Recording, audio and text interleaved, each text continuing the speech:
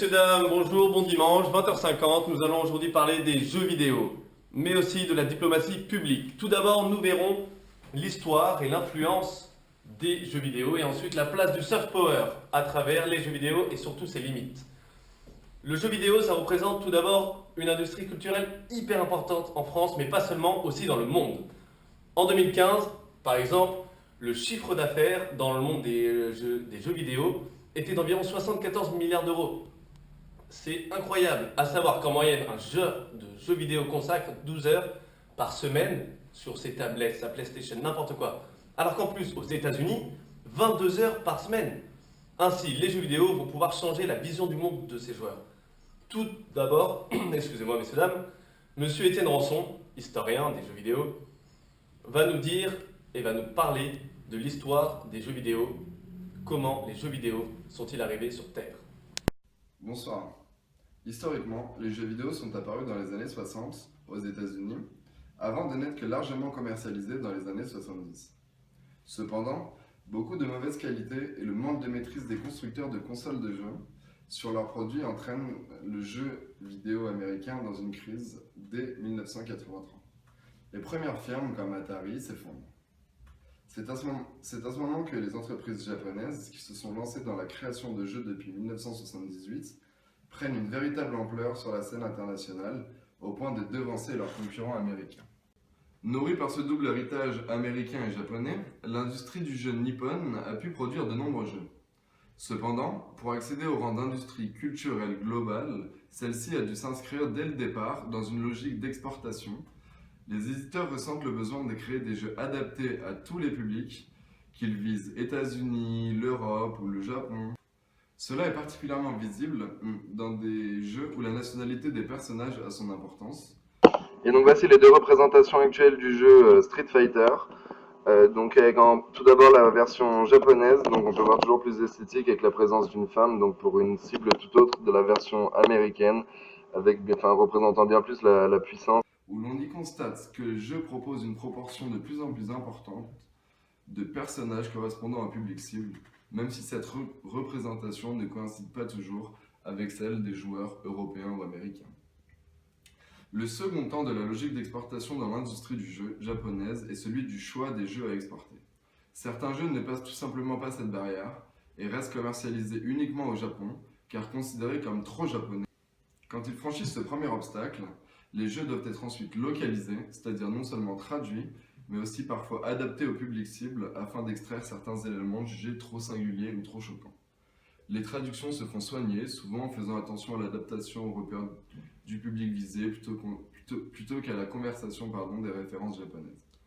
Cela met toutefois en évidence la nécessité qui semble s'imposer aux éditeurs, non seulement de traduire leurs jeux pour les rendre intelligibles, mais aussi de les adapter à un public qu'ils pensent différent. Après cette courte page de pub, je voulais remercier notre historien, monsieur Rançon. Maintenant, nous allons écouter monsieur de Maisoncelles, qui est un spécialiste de l'intervention de l'État dans les jeux vidéo, afin de connaître son opinion sur notre sujet. Comme vous l'aurez compris un peu plus tôt, le jeu vidéo est devenu l'industrie culturelle mondiale la plus importante. Si le poids du secteur dans l'économie est important, la force des jeux vidéo se trouve dans le nombre de cibles atteintes et ce avec quelle intensité. Alors que les nouvelles générations ont tendance à délaisser la culture et sa diversité, les jeux vidéo sont de très bons moyens pour les en faire se référer à nouveau. Par exemple, ils permettent d'aiguiser la curiosité des joueurs grâce au travail de remise en contexte sur les décors, la proximité avec la réalité des images et des graphismes.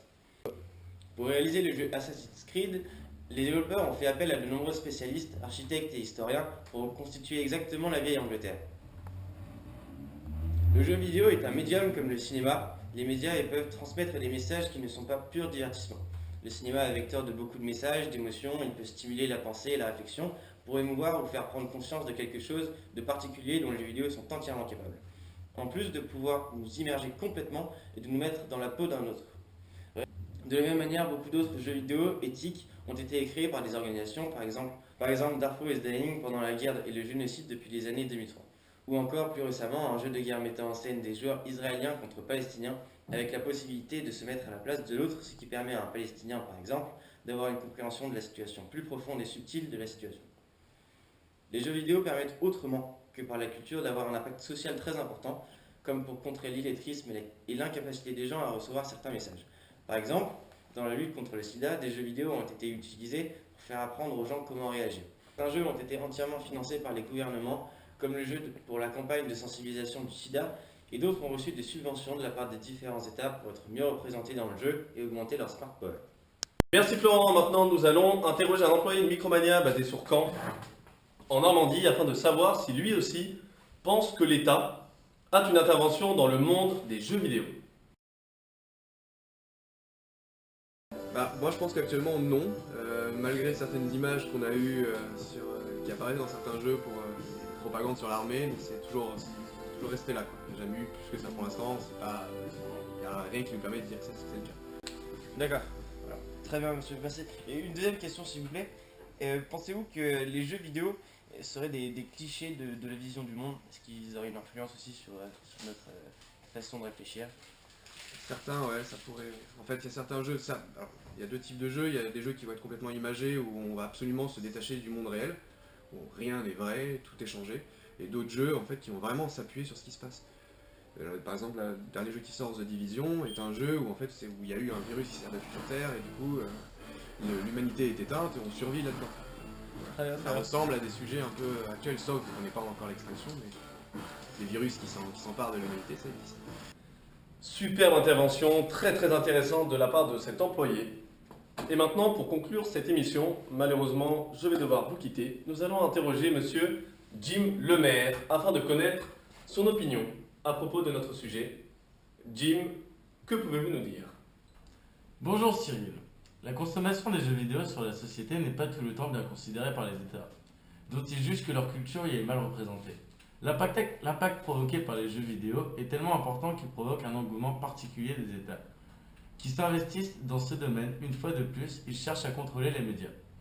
Les jeux vidéo sont de réels outils et font partie de la stratégie de rayonnement international des pays et de leur politique en matière de soft power.